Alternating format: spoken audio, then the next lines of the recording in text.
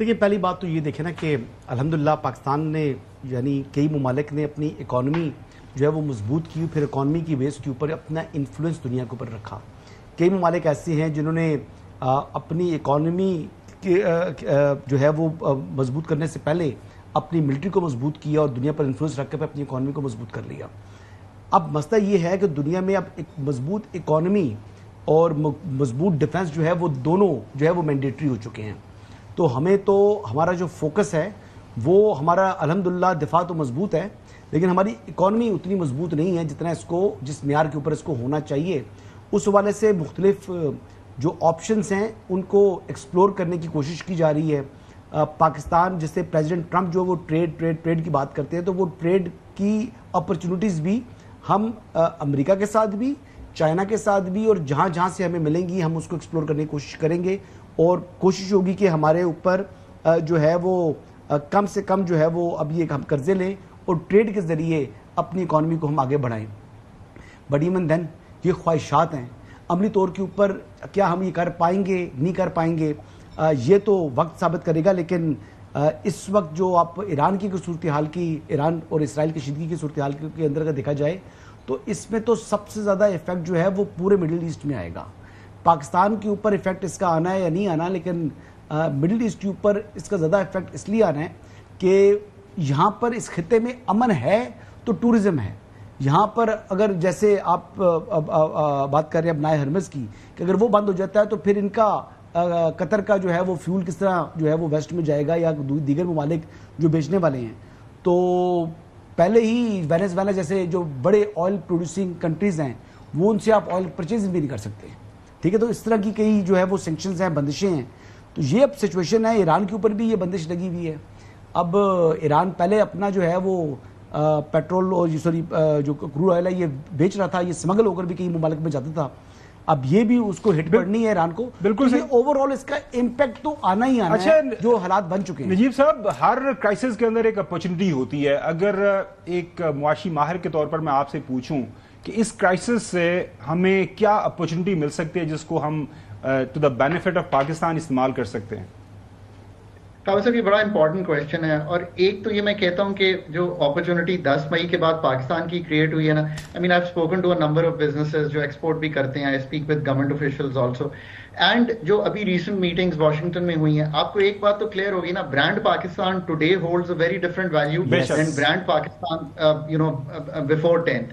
It's a brand based on reality. ये तो एक चीज क्रिएट हुई है, ये अच्छी एम्बियंस है जो पाकिस्तान को मिली है। एक तो ये कि मैं अब भी समझता हूँ कि पाकिस्तान का डिप्लोमेटिकली भी एक इंपॉर्टेंट रोल होगा, and this is just my sense of things कि पाकिस्तान की एक देरीना दोस्ती भी है ईरान के साथ और एक जियो स्ट्रेटेजिक रिलेशनशिप है वेस्ट के साथ और यूएस के साथ। सो आई थिंक देयर बट असल बात तो वहीं आके रुकी है ना कि आपके पास एक स्टेबिलिटी है।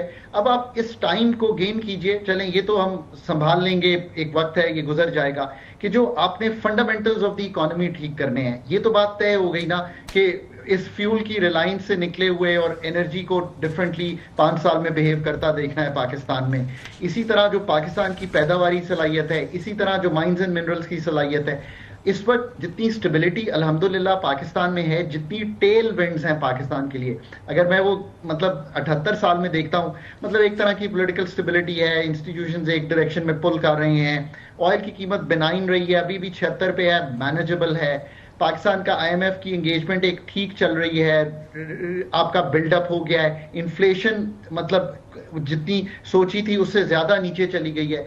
अब अगर जाकर फंडामेंटल्स नहीं ना ठीक करेंगे, सो असल अपॉर्चुनिटी तो आज भी पाकिस्तान को वही है कि अगर अपने फंडामेंटल्स को ठीक कर लेंगे, पैदावारी सलाहियत अगर एग्रीकल्चर की ही सीधी कर लेंगे, एक मिसाल देता हूं, तो 7 की बजाय 10 अरब डॉलर की एक्सपोर्ट कर लेंगे। मैं बार बार समझाया करता हूं कि ये जैसे बहुत ITES की बात होती है, and you know one really hopes कि हम इसको पिकअप करें।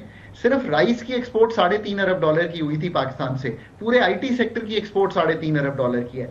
सो सोच लेना कि कहां कॉन्सेंट्रेट करके अगले 3 साल में और कहां कॉन्सेंट्रेट करके अगले 5 साल में फायदा उठाना है। मिडल ईस्ट की बात की, अगर मिडल ईस्ट स्टेबलाइज हो जाता है तो मैं हमेशा कहता हूं कि एग्रीकल्चर जो उनकी फूड बास्केट है उसकी फूड सिक्योरिटी को इंश्योर करने के लिए क्या पेनिट्रेशन आप कर सकते हैं, मतलब इसको सोच लीजिए। सो ये टाइम पाकिस्तान के लिए है कि बहुत अच्छा इंटरनेशनल एम्बियंस है। यूएस के साथ एक ट्रेड सरप्लस में हम 5 अरब की चीजें बेचते हैं, वो 2 अरब की बेचते हैं, 2.5 अरब की बेचते हैं। तो अब आप और क्या मार्केट पेनिट्रेशन खाकान साहब, एक सवाल है, आपके इल्म में होगा कि आज SIFC की 2nd एनिवर्सरी है, 2 साल हो गए SIFC को बने हुए, और ग्रीन पाकिस्तान इनिशिएटिव भी इसी का हिस्सा है। जो आप बात कर रहे हैं एग्रीकल्चर से मुतल्लिक, तो उसमें जो है वो आप समझ रहे हैं कि किसी तरीके से हमने जो विजुअल्स देखे हैं, जिस तरीके से हमारे फील्ड मार्शल ने भी जाके विजिट किया था, उन जो ऐसी जगह जो कि पहले कल्टीवेट नहीं होती थी, अब वो बड़ा एक वसी जो है वो लैंड हमने दोबारा उसको ज़ेरे काश्त ले आए हैं। तो इसमें इसके बावजूद वो नंबर्स जो है ना वो हमारी एग्रीकल्चर में रिफ्लेक्ट नहीं हुए। तो इस मतलब कामयाबी के बावजूद जो है वो गैप बढ़ गया है, इस आखिर वजह क्या है इसकी? हसन भाई, इसलिए कि जहां पे खड़े हैं ना, पहले उसको समझना पड़ेगा कि आखिर खड़े कहां पे हैं। देखिए, खड़े यहां पे हैं कि आपकी जो पैदावारी सलाहियत है, यानी कि जिसको प्रोडक्टिविटी कहते हैं, पैदावार नहीं, पैदावारी सलाहियत, वो कहीं पे आधी है और कहीं पे 1/3 है ऑफ द वर्ल्ड। सो बहुत पीछे जा खड़े हुए हैं। मसलन आप इसको मिसाल इस तरह दें, वीट हम 3 टन पर हेक्टर उगाते हैं, ठीक, चाइना 5.5 टन पर हेक्टर।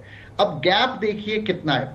सो हमारा जो प्रोग्रेसिव फार्मर है वो अभी भी ठीक है, पर जो हमारा मेन फार्मर है छोटे होल्डिंग्स का, उसकी जो वीट कैपेसिटी या कॉटन या शुगर केन, मेज और राइस, 5 मेजर क्रॉप्स है ना, उनको बहुत अपग्रेड करने की जरूरत है। नए कल्टिवेबल लैंड की आपने बात की, वो दुरुस्त है, उस पर भी जो पैदावारी सलाहियत को बढ़ाना है। इनको सीड अच्छा नहीं मिलता, इनकी कुवत फर्टिलाइजर खरीदने की वो नहीं है, बिकॉज इनकी एक्सेस टू फाइनेंस वीक है, मैकेनाइजेशन उस तरह से नहीं है। अच्छा काम किया है ग्रीन इनिशिएटिव ने, इनकी थोड़ी सी रहनुमाई हो रही है in terms of building their sense about agriculture. हमारे PARC और ये क्यों अदारे आपको नए बनाने पड़ते हैं हसन साहब? आपने तो मतलब मुझसे ज्यादा मुल्क को करीबी देखा है, इसीलिए बनाने पड़ते हैं ना कि अगर BOI नहीं चलता तो आप SIFC बनाते हैं क्या? मतलब this is the time to be honestly positive about Pakistan. अगर PARC, NARC, एग्री यूनिवर्सिटीज ने अपना रोल प्ले किया होता तो आपको बिल्कुल सही है, बिल्कुल सही है हकान भाई। हम बहुत